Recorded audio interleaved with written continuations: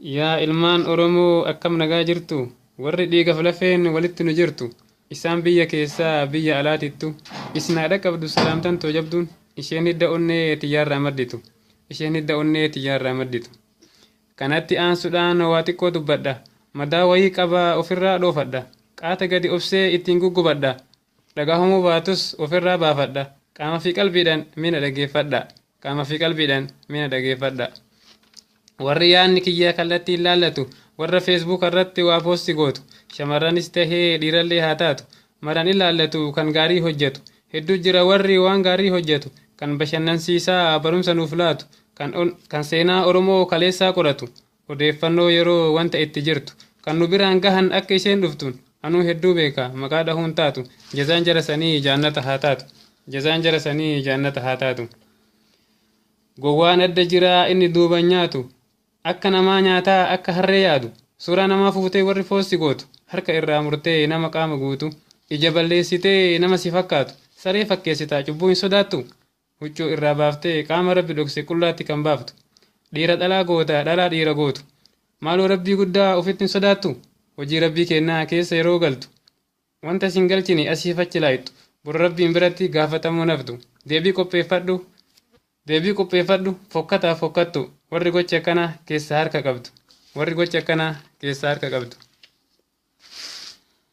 ammas tokko jira kan garaa na gubu bal'aa hin agarre ijaa gurran qabu lubbuu nyaatuun malee tayyaaduun hin qabu inni haadha ofii qaama qullaa dhaabu dirqiin dubbachiisee jecha safuu qabu sagalee fokkataa isii yoo waraabu qilleensarra oolcha mataan fayyaan qabu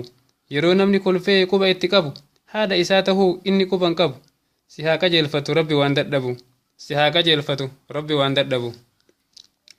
kana dhaluuf haatillee ulfoofte baatii 9 guutuu garaatti sabaatte hadhaa rakkoo meeqa wajjin nadhamatte ufiyyoo beelittus isa beela baafte ufiyyoo dheebotullee isa dheebuu baafte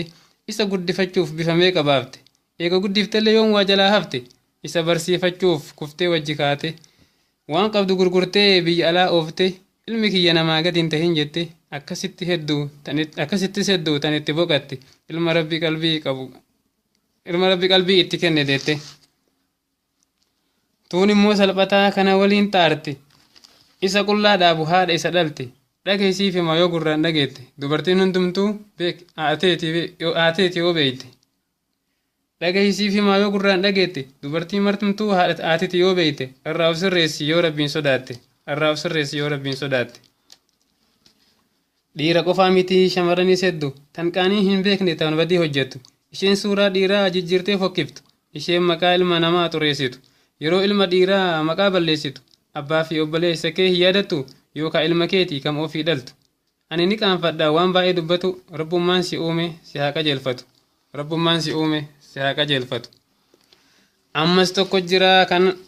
tokko jira wanti nama aarsu kutaadhaan wal qoodu addaan wal babaasu wallaggaa fi arsii jimma jechuuf aarsu walirratti duulu ofii wal arrabsu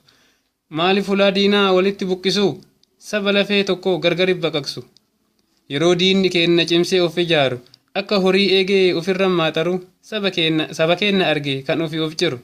dhaabaa warri karaa akkanaarra jiru rabbiin karaa sirriitti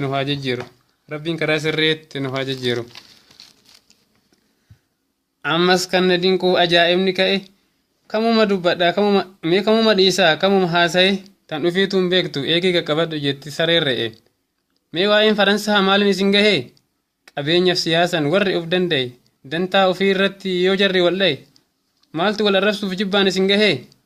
keenyaa warri qa'ee isaarraa buqqa'e olii gadi deemaa rakkateeraa ta'e waan kana dubbata namni dhiira ta'e